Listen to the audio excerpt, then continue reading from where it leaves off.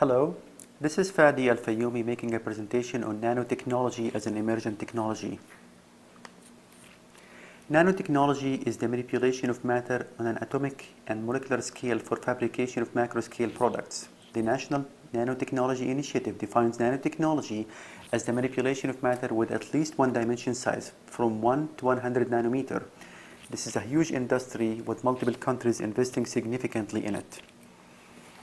In order to understand the unusual world of nanotechnology, we need to get an idea of the units of measure involved. A millimeter is 1,000th of a meter, and a micrometer is a 1/1,000,000th of a meter. But all of these are still huge compared to the nanoscale. A nanometer is 1/1,000,000th of a meter, smaller than the wavelength of visible light. As small as the nanometer is, it's still large compared to the atomic scale. An atom has a diameter of about 0.1 nanometer. An atom's nucleus is much smaller. Atoms are the building blocks for all matter in our universe. You and everything around you are made of atoms. Nature has perfected the science of manufacturing matter at the molecular level. For instance, our bodies are assembled in a specific manner from millions of living cells. Cells are nature's nanomachines. On the nanoscale, we can potentially put these atoms together to make almost anything. One of the exciting and challenging aspects of the nanoscale is the role quantum mechanics plays in it. The rules of quantum mechanics are very different from the classical physics taught by Albert Einstein, which means that the behavior of substance at the nanoscale can sometimes contradict that of a macroscale. For example, materials which are insulators, meaning that they cannot carry electrical charge, in bulk form might become semiconductors when reduced to the nanoscale. Much of the nanoscience requires that you forget what you know and start learning all over again.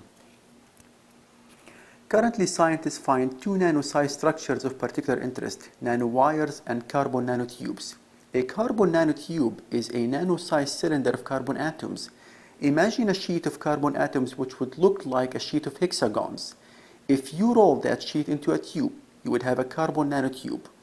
Carbon nanotube properties depends on how you roll the sheet. In other words, even though all carbon nanotubes are made of carbon, they can be very different from one another based on how you align the individual atoms. With the right arrangement of atoms, you can create a carbon nanotube that's hundreds of times stronger than steel, but 6 times lighter. Engineers plan to make building materials out of carbon nanotubes, particularly for things like cars and airplanes. Lighter vehicles would mean better fuel efficacy, and the added strength translates to increased passenger safety. Unlike many other technologies, nanotechnology has the potential application in virtually all areas of human life, including health and medicine, energy, information technology, material and manufacturing, and the environment.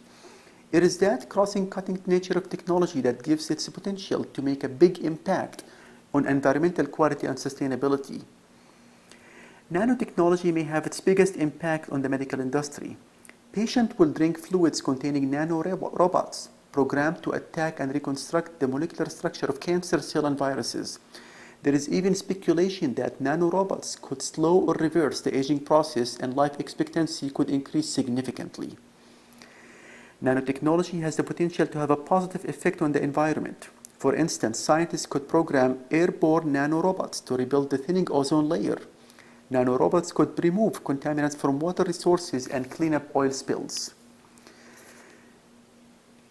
There are barriers and challenges to the technology, though. The most immediate challenge in nanotechnology is we need to learn more about materials and their property at the nanoscale level, as they behave different when they are at nanoscale compared to when they are at the macro scale level. Closely related to the knowledge barrier is the technical barrier. In order for the incredible prediction regarding nanotechnology to come true, we have to find ways to mass-produce nano-sized products like transistors and nanowires. There are also some hefty social concerns about nanotechnology. What if the technology is used in the wrong way or another? At the end of the day, nanotechnology may have the potential to change the way we look, live, behave, and interact with the environment around us. The challenges will be many. Most important is how to make it positive technology and avoid potential disasters. Thank you.